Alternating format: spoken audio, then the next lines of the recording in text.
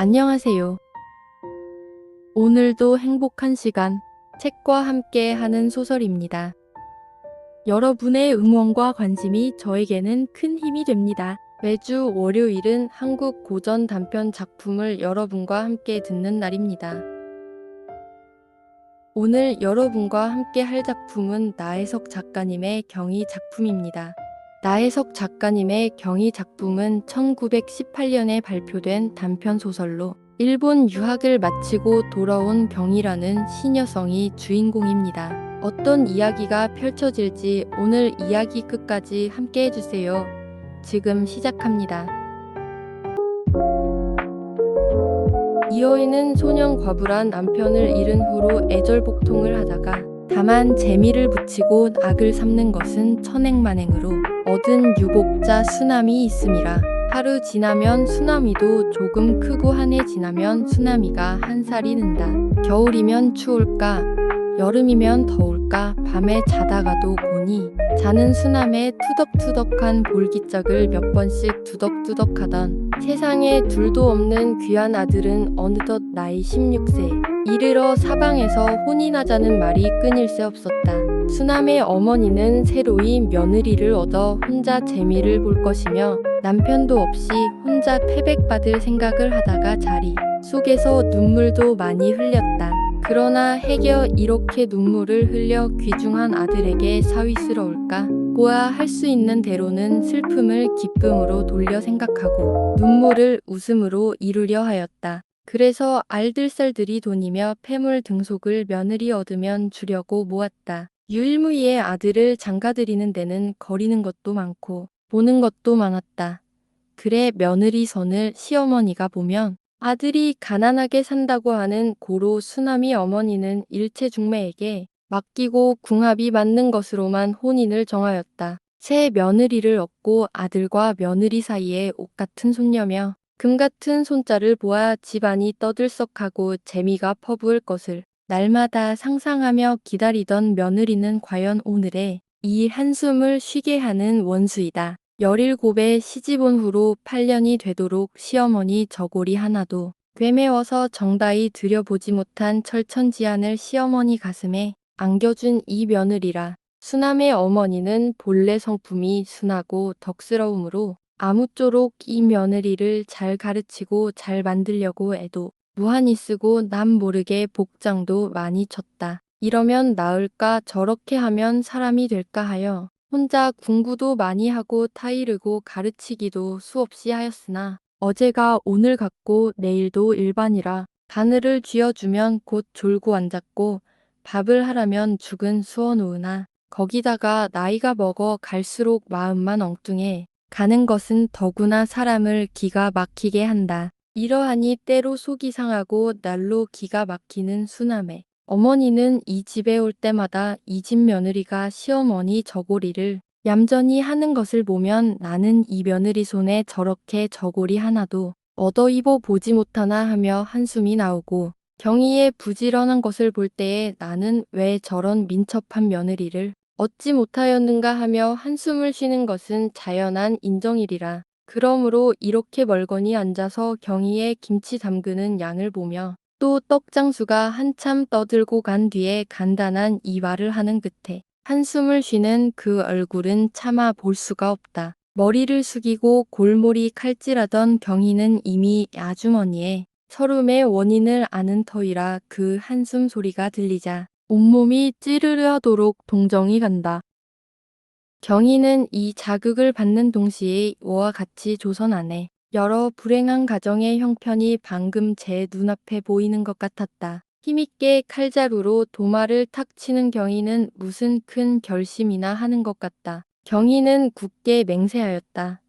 내가 가질 가정은 결코 그런 가정이 아니다. 나뿐 아니라 내 자손 내 친구네 문인들이 만들 가정도 결코 이렇게 불행하게 하지 않는다. 오냐?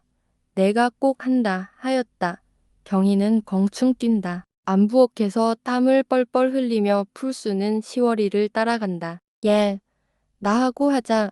부뚜막에 올라앉아서 풀막대로 저으랴. 아궁이 앞에 앉아서 때랴. 어떤 것을 하였으면 좋겠니? 너 하라는 대로 할 터이니 두 가지를 다 할 줄 안다. 아이고, 그만두셔요. 더운데. 시월이는 더운데 혼자 풀을 저으면서 불을 떼느라고 끙끙하던 중이다. 아이고, 인연의 팔자. 한탄을 하면 눈을 멀거니 뜨고 밀짚을 끌어떼고 앉았던 때라. 작은아 씨의 이 말 한마디는 더운 중에 바람 같고 괴로움의 웃음이다. 시월이는 속으로 저녁 진지에는 작은아 씨의 즐기시는 옥수수를 어디 가서 맛있는 것을 얻어다가 쪄서 드려야겠다 하였다. 마지못하여. 그러면 불을 떼셔요. 제가 풀을 저을 것이니 그래 어려운 것은 오랫동안 졸업한 내가 해라. 경이는 불을 떼고 시월이는 풀을 젓는다. 위에서는 푸푸 부글부글하는 소리, 아래에서는 밀짚에 탁탁 튀는 소리. 마치 경이가 도쿄음악학교 연주회석에서 듣던 관현악 연주 소리 같기도 하다. 또 아궁이 저 속에서 밀집 끝에 불이 댕기며 점점 불빛이 강하게 번지는 동시에 차차 아궁이까지 가까워지자 또 점점 불꽃이 약해져 가는 것은 마치 피아노 저 끝에서 이 끝까지 칠 때에 붕붕하던 것이 점점 땡땡하도록 되는 음률과 같아 보인다. 열심히 적고 앉은 시월이는 이러한 재미스러운 것을 모르겠구나 하고 제 생각을 하다가 저는 조금이라도 이 묘한 미감을 느낄 줄 아는 것이 얼마큼 행복하다고도 생각하였다. 그러나 저보다 몇십 백배의 묘한 미감을 느끼는 자가 있으려니 생각할 때에 제 눈을 빼어버리고도 싶고 제 머리를 두드려 받치고도 싶다. 뻘건 불꽃이 벼랑간 파란 빛으로 변한다. 아, 이것도 사람인가? 밥이 아깝다 하였다. 경희는 부지중 재미도 스럽다 하였다. 대체 작은아 씨는 별것도 다 재미있다고 하십니다. 빨래하면 대국물 흐르는 것도 재미있다고 하시고 마루 걸레질을 치시면 아직 안 친 한편 쪽 마루에 부연 것이 보기 재미있다 하시고 마당을 쓸면 티끌 많아지는 것이 재미있다고 하시고 나중에는 무엇까지 재미있다고 하실는지 뒷간에 구더기 끓는 것은 재미있지 않으셔요. 경희는 속으로 오냐? 물론 그것까지 재미있게 보여야 할 것이다. 그러나 내 눈은 언제나 그렇게 박아지고 내 머리는 어느 때나 거기까지 발달될는지 불쌍하고 한심스럽다 하였다. 예. 그런데 말끝이 나왔으니까 말이다. 빨래 언제 하니? 왜요? 모레는 해야겠어요. 그러면 저녁 때 늦지. 아마 늦을걸요. 일찍 끝이 나더라도 개천에게 살아라. 그러면 건넌방 아씨하고 저녁 해놓을 터이니 늦게 돌아와서 잡수어라. 내 손으로 한 밥맛이 어떤가 보아라. 히히. 시월이도 같이 웃는다. 어쩌면 사람이 저렇게 인정스러운가 한다. 누가 나 먹으라고 단 참외나 주었으면 저 작은아씨 갖다 드리게 속으로 혼잣말을 한다. 과연 시월이는 이렇게 고마운 소리를 들을 때마다 방송스러워 어찌할 수가 없다. 그래서 입이 있으나 어떻게 말할 줄도 모르고 다만 작은아 씨가 잘 먹는 과실은 아는지라 제게 돈이 있으면 사다가라도 드리고 싶으나 돈은 없으므로 사지는 못하되 틈틈이 어디 가서 옥수수며 살구는 곧잘 구에다가 드렸다. 이렇게 경희와 시월이 사이는 사이가 좋을 뿐 아니라 이번에 경희가 일본서 올 때에 시월의 자식 점동이에게는 큰댁 애기네들보다 더 좋은 장난감을 사다가 준 것은 뼈가 녹기 전까지는 잊을 수가 없다. 예. 그런데 너와 일할 것이 꼭 하나 있다. 무엇이에요? 글쎄 무엇이든지 내가 하자면 하겠니? 아무렴요. 하지요. 너 왜 그렇게 우물두덩을 더럽게 해놓니? 도무지 더러워서 볼 수가 없다. 그러니 내일부터 설음질 뒤에는 꼭 날만 하나 하고 우물두덩을 치우자. 너 혼자만 하라는 것은 아니다. 그렇게 하겠니? 네. 제가 혼자 날마다 치우지요. 아니 나하고 같이 해. 재미스럽게 하하하. 또 재미요? 하하하하.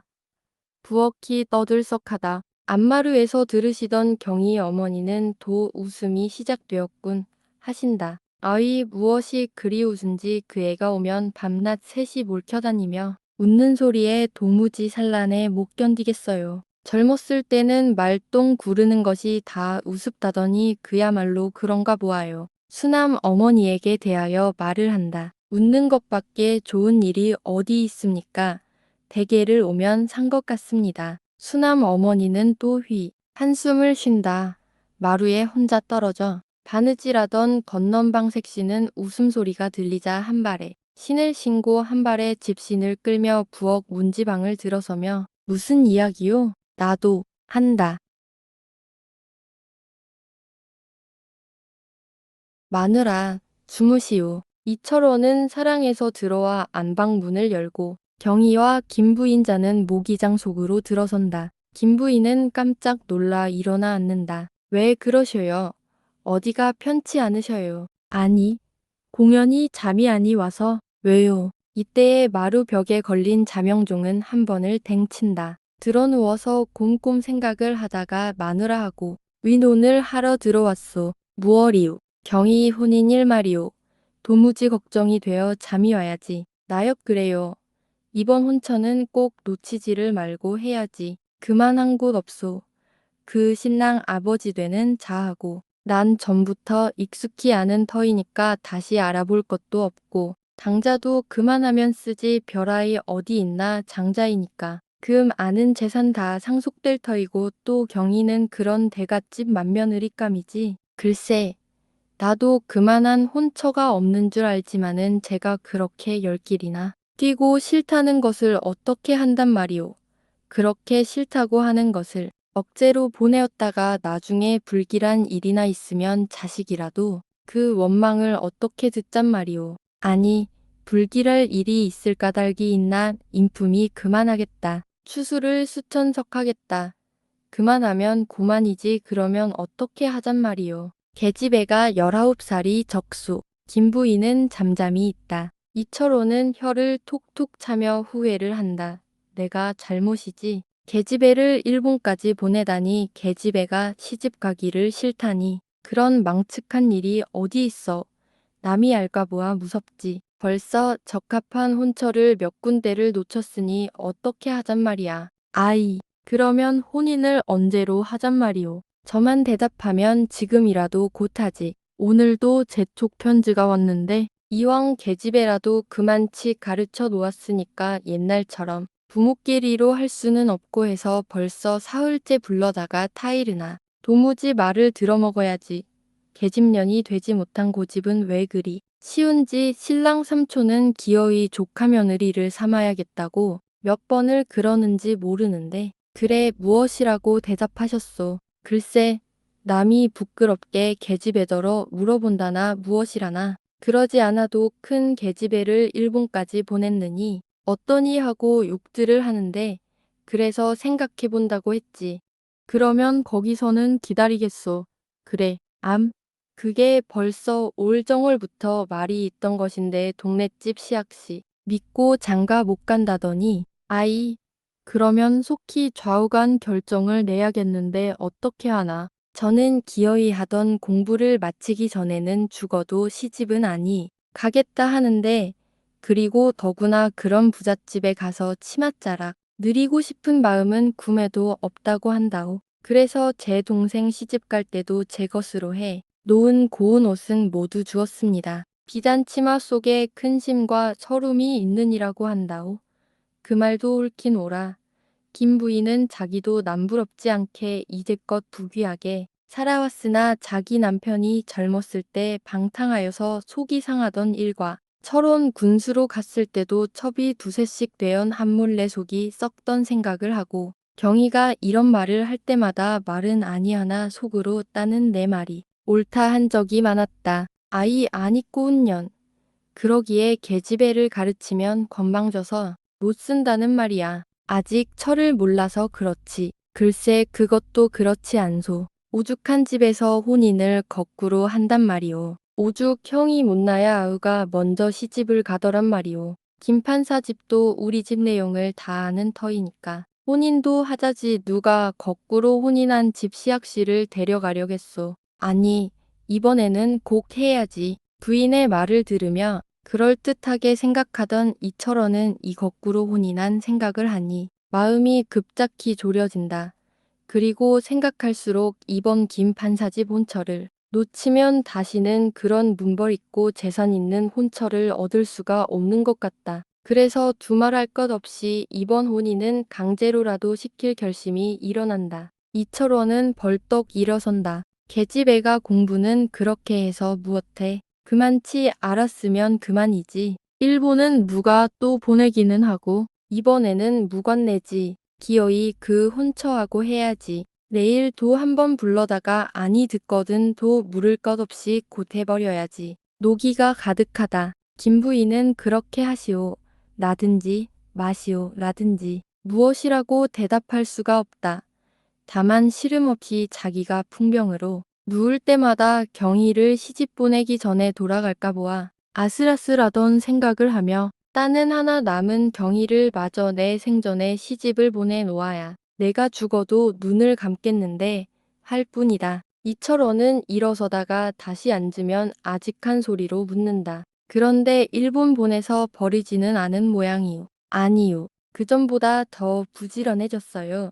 아침이면 제일 먼저 일어납니다. 그래서 마루 걸레질이며 바당이며 멀겋게 치워놓지요. 그뿐인가요?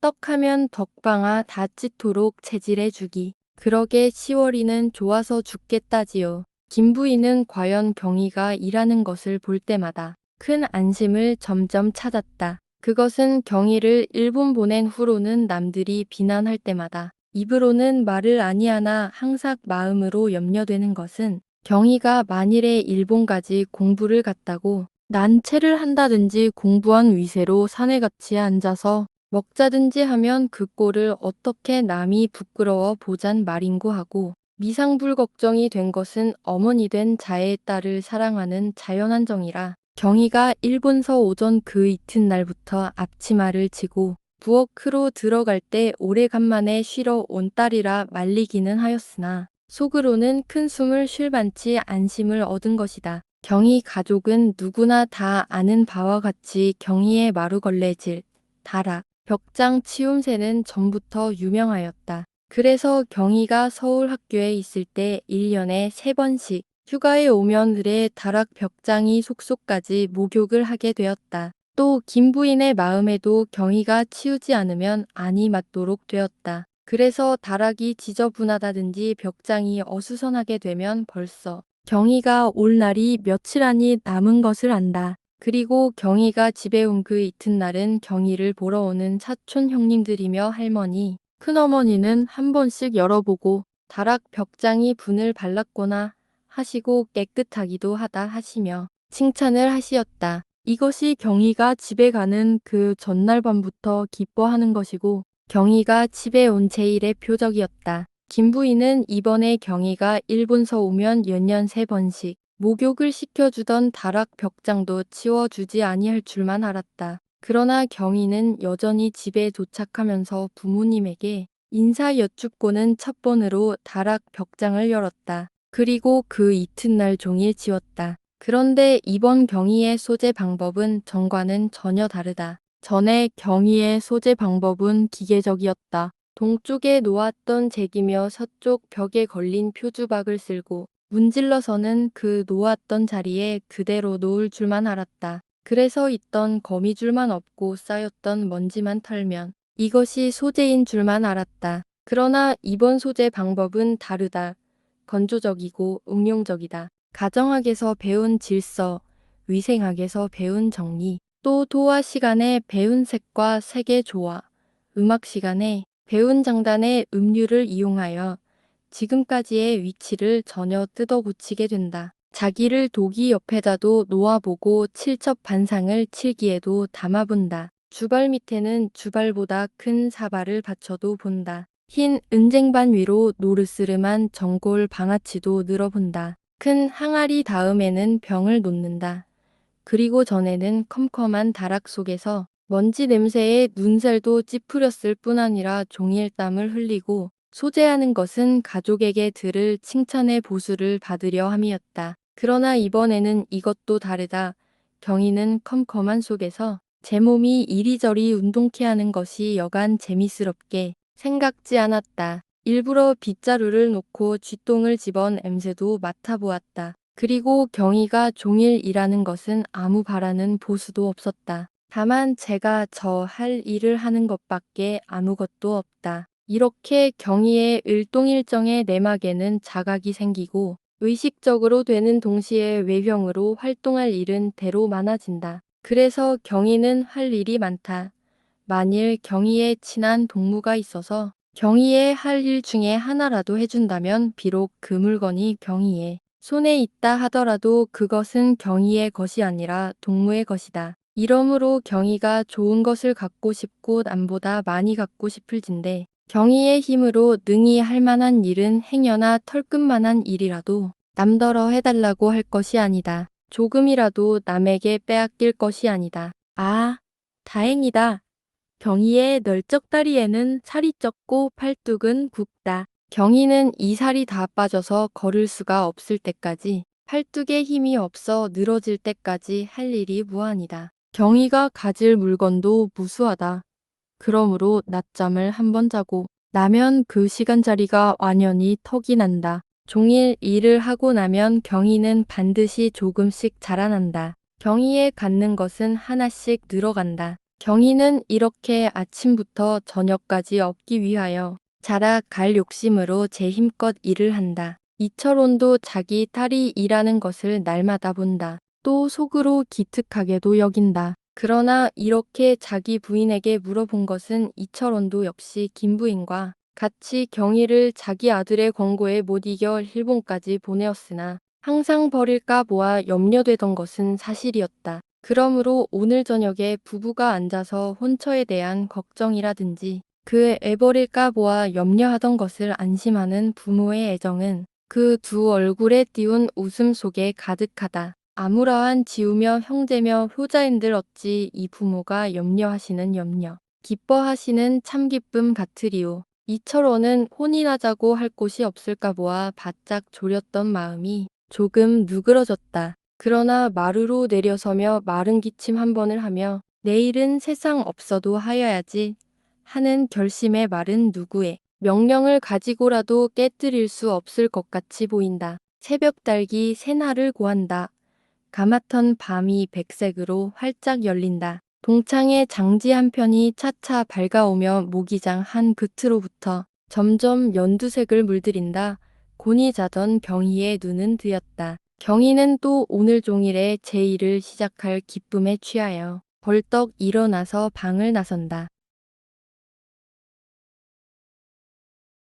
때는 정이 오정이라 안마루에서는 점심상이 벌어졌다. 경희는 사랑해서 들어온다. 10월이며 건넌방 형님은 간절히 점심 먹기를 권하나 들은 채도 아니하고 골방으로 들어서며 사방 방문을 꼭꼭 닫는다. 경희는 흑흑 느껴온다. 방바닥에 엎드리기도 하다가 일어앉기도 하고 또 일어나서 벽에다 머리를 부딪힌다. 기둥을 불끈 안고 핑핑 돈다. 경희는 어찌할 줄 몰라 쩔쩔맨다. 경희의 조그마한 가슴은 불같이 타온다. 걸린 수건자락으로 눈물을 씻으며 이따금 하는 말은 아이구 어찌하나 할 뿐이다. 그리고 이 집에 있으면 밥이 없어지고 옷이 없어질 터이니까 나를 어서 다른 집으로 쫓으려나 보다 하는 원망도 생긴다. 마치 넓고 넓은 세상 위에 제 조그마한 몸을 둘 곳이 없는 것 같이도 생각난다. 이런 쓸데없고 주체스러운 것이 왜 생겨났나 할 때마다 그쳤던 눈물은 다시 비오듯 쏟아진다. 누가 와서 만일 말린다 하면 그 사람하고 싸움도 할 것 같다. 그리고 그 사람의 머리를 한 번에 잡아 뽑을 것도 같고 그 사람의 얼굴에서 피가 냇물과 같이 흐르도록 박박 핥히고 쥐어뜯을 것도 같다. 이렇게 사방창이 꼭꼭 닫힌 조그마한 어둠침침한 골방 속에서 이리 부딪고 저리 부딪는 경희의 운명은 어떠한가. 경희의 앞에는 지금 두 길이 있다. 그 길은 희미하지도 않고 또렷한 두 길이다. 한 길은 살이 곳간에 쌓이고 돈이 많고 귀염도 받고 사랑도 받고 밟기도 쉬운 황토요. 가기도 쉽고 찾기도 어렵지 않은 탄탄대로이다. 그러나 한 길에는 제 팔이 아프도록 보리 방아를 찧어야 겨우 얻어먹게 되고 종일 땀을 흘리고 남의 일을 해 주어야 겨우 몇 푼 돈이라도 얻어보게 된다. 이르는 곳마다 천대뿐이요. 사랑의 맛은 구매도 맛보지 못할 터이다. 발부리에서 피가 흐르도록 험한 돌을 밟아야 한다. 그 길은 뚝 떨어지는 절벽도 있고 날카로운 산정도 있다. 물도 건너야 하고 언덕도 넘어야 하고 수없이 꼬부라진 길이요. 갈수록 험하고 찾기 어려운 길이다. 경희의 앞에 있는 이 두 길 중에 하나를 오늘 택해야만 하고 지금 꼭 정해야 한다. 오늘 택한 이상에는 내일 바꿀 수 없다. 지금 정한 마음이 있다가 급변할 리도 만무하다. 아, 경희의 발은 이 두 길 중에 어느 길에 내놓아야 할까? 이것은 교사가 가르칠 것도 아니고 친구가 있어서 충고한데도 쓸데없다. 경희 제 몸이 저갈 길을 택해야만 그것이 오래 유지할 것이고 제정신으로 한 것이라야 변경이 없을 터이다. 경희는 또 한 번 머리를 부딛고 아이고 어찌하면 좋은가 한다. 경희도 여자다. 더구나 조선 사회에서 살아온 여자다. 조선 가정의 인습에 파묻힌 여자다. 여자란 온량유순해야만 쓴다는 사회의 면목이고 여자의 생명은 삼중지도라는 가정의 교육이다. 일어서려면 압박하려는 주의요. 움직이면 사방에서 들어오는 욕이다. 다정하게 손 붙잡고 충고주는 동무의 말은 10사람 한 입같이 편하게 정과 같이 살다가 죽읍시다 함이다. 경희의 눈으로는 비잔옷도 보고 경희의 입으로는 약식 전골도 먹었다. 아, 경희는 어느 길을 택하여야 당연한가? 어떻게 살아야만 좋은가? 마치 일가의 탐평으로 몸을 들여 기어가던 뱀의꽁지를 지팡이 끝으로 조금 건드리면 늘어졌던 몸이 바짝 오그라지며 눈방울이 대룩대룩하고 뾰족한 혀를 도끼 있게 자주 내미는 모양같이 이러한 생각을 할 때마다 경희의 몸에 매달린 두 팔이며 늘어진 두 다리가 바짝 가슴 속으로 뱃속으로 오그라 들어온다. 마치 어느 장난감 상점에 놓은 대가리와 몸뚱이뿐인 장난감 같이 된다. 그리고 13권의 체중이 급작이 백지 한 장만치 되어 바람에 날리는 것 같다. 또 머릿속은 저도 알만치 띵하고 서늘해진다. 눈도 깜짝거릴 줄 모르고 벽에 구멍이라도 뚫을 것 같다. 등에는 담이 흠뻑 고이고 사지는 죽은 사람과 같이 차디차다. 아이고 어찌하면 좋은가. 경희는 벙어리가 된 것 같다. 아무 말도 할 줄 모르고 꼭 한마디 할 줄 아는 말은 이 말뿐이다. 경희는 제 몸을 만져본다. 왼편 손목을 바른편 손으로, 바른편 손목을 왼편 손으로 쥐어본다. 머리를 흔들어도 본다. 크지도 않고 조그마한 이 몸. 이 몸을 어떻게 서야 할까? 이 몸을 어디로 향하여야 좋은가? 경희는 다시 제 몸을 위에서부터 아래까지 훑어본다. 이 몸에 비단 치마를 느리고 이 머리에 비추욕잠을 꽂아볼까? 대가댁 맏며느리 얼마나 위험스러울까? 새아기 새색 신오름이 얼마나 재미있을까? 시부모의 사랑인들 얼마나 많을까? 지금 이렇게 천둥이던 몸이 부모님에게 얼마나 귀염을 받을까? 친척인들 오죽 부러워하고 우러러볼까? 잘못하였다. 아, 잘못하였다. 왜? 아버지가 정하자 하실 때에 네. 하지를 못하고 안 돼요. 했나? 아, 왜 그랬나? 어떻게 하려고 그렇게 대답을 하였나? 그런 부귀를 왜 싫다고 했나? 그런 자리를 놓치면 나중에 어찌하잔 말인가? 아버지 말씀과 같이 고생을 몰라 그런가 보다. 철이 아니 나서 그런가 보다. 나중에 후회하리라 하시더니 벌써 후회 막 그린가 보다. 아, 어찌하나. 때가 더 되기 전에 지금 사랑에 나가서 아버지 앞에 자복할까 보다. 제가 잘못 생각하였습니다. 고, 그렇게 할까? 아니다. 그렇게 할 터이다. 그것이 적당한 길이다. 그리고 귀찮은 공부도 고만둘 터이다. 가지 말하시는 일본도 또다시 아니 가겠다. 이 길인가 보다. 이 길이 밟을 길인가 보다. 아, 그렇게 정하자. 그러나, 아이고, 어찌하면 좋은가. 경희의 눈은 말똥말똥하다. 전신이 천근만근이나 되도록 무거워졌다. 머리 위에는 큰 동철 투구를 들씌운 것 같이 무겁다. 오그라졌던 두 팔 두 다리는 어느덧 나와서 척 늘어졌다. 도로 전신이 오그라진다. 어찌하려고 그런 대담스러운 대답을 하였나 하고 아버지가 계집애라는 것은 시집가서 아들 달 낳고 시부모 섬기고 남편을 공경하면 그만이니라 하실 때에 그것은 옛날 말이에요. 지금은 계집애도 사람이라 해요. 사람인 이상에는 못할 것이 없다고 해요. 사내와 같이 돈도 벌 수 있고 사내와 같이 벼슬도 할 수 있어요. 사내가 하는 것은 무엇이든지 하는 세상이에요. 하던 생각을 하며 아버지가 담뱃대를 드시고 뭐 어쩌고 어째 얘까짓 계집애가 하길 무얼 해. 일본 가서 하라는 공부는 아니하고 귀한 돈 업애고 그까짓 엉뚱한 소리만 배워 가지고 왔어. 하시던 무서운 눈을 생각하며 몸을 흠질한다. 과연 그렇다. 나 같은 것이 무얼 하나. 남들이 하는 말을 흉내내는 것이 아닌가. 아, 과연 사람 노릇하기가 쉬운 것이 아니다. 남자와 같이 모든 것을 하는 여자는 평범한 여자가 아닐 터이다. 4천년 내의 습관을 깨뜨리고 나서는 여자는 웬만한 학문, 여간한 천재가 아니고서는 될 수 없다. 나폴레옹 시대의 파리의 전 인심을 움직이게 하던 스타일 부인과 같은 미묘한 이해력, 요설한 웅변, 그런 기재한 사회적 인물이 아니고서는 될 수 없다. 살아서 오를레앙을 구하고 사함에 프랑스를 구해낸 잔다르크 같은 백절불굴의 용진 희생이 아니고서는 될 수 없다. 달필의 논문과 명쾌한 경제서의 저자로 이름을 날린 영국 역언론의 용장포드 부인과 같은 어론에 정경하고 의지가 강고한 자가 아니고서는 될 수 없다. 아, 이렇게 쉽지 못하다. 이만한 실력, 이러한 희생이 들어야만 되는 것이다. 경희가 이제껏 배웠다는 학문을 톡톡 털어보아도 그것은 깜짝 놀랄 만치 아무것도 없다. 남이 제 앞에서 춤을 추고 노래를 하나 참으로 좋아할 줄을 모르고 진정으로 웃어 줄 줄을 모르는 백치 같은 감각을 가졌다. 한마디 대답을 하려면 얼굴이 벌개지고 어서를 찾을 줄 모르는 둔서를 가졌다. 조금 괴로우면 싫어. 조금 맞기만 하여도 통곡을 하는 못된 억병이 있다. 이 사람이 이러는 대로 저 사람이 저러는 대로 동풍 부는 대로 서풍 부는 대로 쓸리고 따라가도 고칠 수 없이 퇴약한 의지가 들어앉았다. 이것이 사람인가?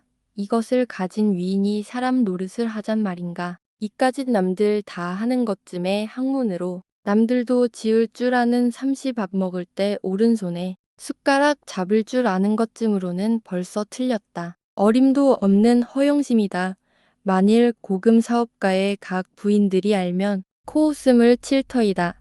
정말 엉뚱한 소리다. 아이고, 어찌하면 좋은가. 여기까지 제 몸을 반성한 경희의 생각에는 저를 맏며느리로 데려가려는 김판사집도 딱하다. 또 저 같은 전치가 그런 부귀한 댁에서 데려가려면 고개를 숙이고 내내 소녀를 바치며 얼른 가야 할 것이 당연한 일인데 싫다고 하는 것은 제가 생각하여도 괘씸한 일이다. 그리고 아버지며 어머니며 그의 여러 친척 할머니 아주머니가 저를 볼 때마다 시집 못 보낼까 보아 걱정들을 하는 것이 당연한 일인 것도 같다. 경희는 이제까지 비녀 쪽진 부인들을 보면 매우 불쌍히 생각하였다. 저것이 무엇을 알고 저렇게 어른이 되었나. 남편에 대한 사랑도 모르고 기계같이 본능적으로만 저렇게 금수와 같이 살아가는구나. 자식을 귀해하는 것은 밥이나 많이 먹이고 고기나 많이 먹일 줄만 알았지 좋은 학문을 가르칠 줄은 모르는구나.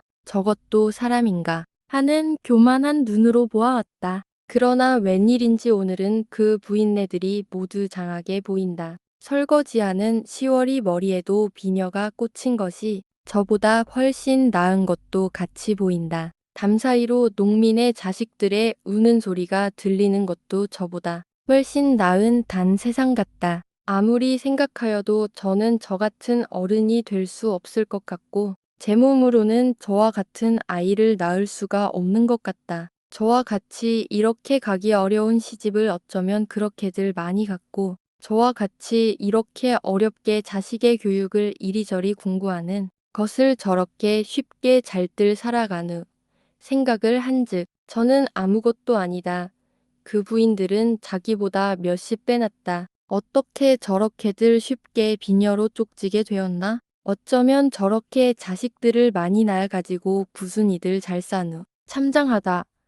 경희는 생각할수록 그네들이 장하다. 그리고 저는 이렇게도 시집 가기가 어려운 것이 도무지 이상스럽다. 그 부인네들이 장한가? 내가 장한가? 이 부인네들이 사람일까? 내가 사람일까? 이모순이 경희의 깊은 잠을 깨우는 큰 번민이다. 그러면 어찌하여야 장한 사람이 되나? 하는 것이 경희의 머리가 무거워지는 고통이다. 아이고, 어찌하나. 내가 그렇게 될 줄 알았을까? 한마디가 늘었다. 동시에 경희의 머리끝이 우쩍 위로 올라간다. 그리고 경희의 뻔뻔한 얼굴, 널쩍한 입, 길쭉한 사지의 형상이 모두 쓰러지고 조그마한 밀집 끝에 깜박깜박하는 불꽃 같은 무엇이 바람에 떠 있는 것 같다. 당마는 후끈후끈하다. 부지 중에 사방창을 열어젖혔다. 뜨거운 강한 광선이 벼랑간에 왈칵 대드는 것은 편사운군에 양편이 육무방망이를 들고 자 하며 대드는 것 같이 깜짝 놀랄 만치 강하게 쪼여 들어온다. 오색이 혼잡한 백리롱 활려나 위로는 연락부절이 호랑나비 노랑나비가 오고 가고 한다. 배나무 위에 까치 보금자리에는 가만 새끼 대가리가 들락날락하며 어미 까마귀가 먹을 것을 가지고 오는 것을 기다리고 있다. 뎁사리 그늘 밑에는 탑실개가 쓰러져 쿨쿨 자고 있다. 그 배는 불룩하다. 울타리 밑으로 굼벵이 잡으러 다니는 어미. 닭의 뒤로는 대여섯 마리의 병아리가 줄줄 따라간다. 경희는 얼빠진 것 같이 멀거니 앉아서 보다가 몸을 일부러 움직이었다. 저것은 개다. 저것은 꽃이고 저것은 닭이다. 저것은 배나무다. 그리고 저기 매달린 것은 배다. 저 하늘에 뜬 것은 가치다. 저것은 항아리고 저것은 절구다. 이렇게 경희는 눈에 보이는 대로 그 명칭을 불러본다. 옆에 놓인 머리장도 만져본다. 그 위에 개어서 얹은 명주 이불도 쓰다듬어 본다. 그러면 내 명칭은 무엇인가? 사람이지. 꼭 사람이다. 경희는 벽에 걸린 체경에 제 몸을 비추어 본다. 입도 벌려보고 눈도 끔적여 본다. 팔도 들어보고 다리도 내어놓아 본다. 분명히 사람 모양이다. 그리고 들어누운 탑실개와 굼벵이 찌그러 다니는 닭과 또 까마귀와 저를 비교해 본다. 저것들은 금수, 즉 하등 동물이라고 동물학에서 배웠다. 그러나 저와 같이 옷을 입고 말을 하고 걸어 다니고 손으로 일하는 것은 만물의 영장인 사람이라고 배웠다. 그러면 저도 이런 귀한 사람이다. 아, 대답 잘했다. 아버지가 그리로 시집가면 좋은 옷에 생전 배불리 먹다 죽지 않겠니? 하실 때에 그 무서운 아버지 앞에서 평생 처음으로 벌벌 떨며 대답하였다. 아버지 안자의 말씀에도 일단식과 일표음에 낙역제기 중이라는 말씀이 없습니까? 먹고만 살다 죽으면 그것은 사람이 아니라 금수이지요. 보리밥이라도 제 노력으로 제 밥을 제가 먹는 것이 사람인 줄 압니다. 조상이 벌어 놓은 밥 그것을 그대로 받은 남편에 그 밥을 또 그대로 얻어먹고 있는 것은 우리 집 개나 일반이지요. 하였다. 그렇다. 먹고 죽으면 그것은 하등 동물이다. 더구나 제 손가락 하나 움직이지 않고 조상의 재물을 받아 가지고 제가 만들기는 둘째 쳐놓고 받은 것도 쓸 줄 몰라 술이나 기생에게 쓸데없이 낭비하는 사람이 아니라 금수와 같이 배 두드리다가 죽는 부자들의 가정에는 별별 비참한 일이 많다. K 금수와 구별을 할 수도 없는 일이 많다. 그런 자는 사람의 가죽을 잠깐 빌려다가 쓴 것이지 조금도 사람이 아니다. 저 뎁사리 그늘 밑에 들어놓으려 하여도 개가 비웃고 그 자리가 아깝다고 할 터이다. 그렇다. 괴로움이 지나면 낙이 있고 울음이 닿으면 웃음이 오고 하는 것이 금수와 다른 사람이다. 금수가 응치 못하는 생각을 하고 창조는 해내는 것이 사람이다. 사람이 번 살, 사람이 먹고 남은 밥짓거기를 바라고 있는 금수. 주면 좋다는 금수와 다른 사람은 제 힘으로 찾고 제 실력으로 얻는다. 이것은 조금도 모순이 없는 사람과 금수와의 차별이다. 조금도 의심 없는 진리이다. 경희도 사람이다. 그 다음에는 여자다. 그러면 여자라는 것보다 먼저 사람이다. 또 조선사회의 여자보다 먼저 우주안전 인류의 여성이다. 이철원 김부인의 딸보다 먼저 하나님의 딸이다. 여하튼 두말할 것 없이 사람의 형상이다. 그 형상은 잠깐 들씌운 가죽뿐 아니라 내장의 구조도 확실히 금수가 아니라 사람이다. 오냐? 사람이다. 사람으로 보이지 않는 험한 길을 찾지 않으면 누구더러 찾으라 하리. 산정에 올라서서 내려다보는 것도 사람이 할 것이다. 오냐? 이 팔은 무엇하자는 팔이고 이 다리는 어디 쓰자는 다리냐? 경희는 두 팔을 번쩍 들었다. 두 다리로 껑충 뛰었다. 빤빤한 햇빛이 스르르 누그러진다. 남치맛빛 같은 하늘빛이 유연히 떠오른 검은 구름에 가리운다. 남풍이 곱게 살살 불어 들어온다. 그 바람에는 화분과 향기가 쌓여 들어온다. 눈앞에 번개가 번쩍번쩍하고 어깨 위로 우레소리가 우르르르한다. 조금 있으면 여름 소나기가 쏟아질 터이다. 경희의 정신은 황홀하다. 경희의 키는 벼랑간이 늘어지듯이 부쩍 늘어진 것 같다. 그리고 목은 전 얼굴을 가리우는 것 같다. 그대로 푹 엎드려 합장으로 기도를 올린다. 하나님, 하나님의 딸이 여기 있습니다. 아버지, 내 생명은 많은 축복을 가졌습니다. 보십시오. 내 눈과 내 귀는 이렇게 활동하지 않습니까? 하나님, 내게 무한한 광영과 힘을 내려주십시오. 내게 있는 힘을 다하여 일하오리다. 상을 주시든지 벌을 내리시든지 마음대로 부리시옵소서. 경희는 아버지의 강요와 안락한 삶의 유혹 앞에서 잠시 흔들리지만 결국 여자이기 이전의 사람으로서 자신의 길을 택하겠다는 굳은 결의로 일어섭니다. 오늘 이야기는 여기까지입니다. 끝까지 함께 해주셔서 감사드립니다.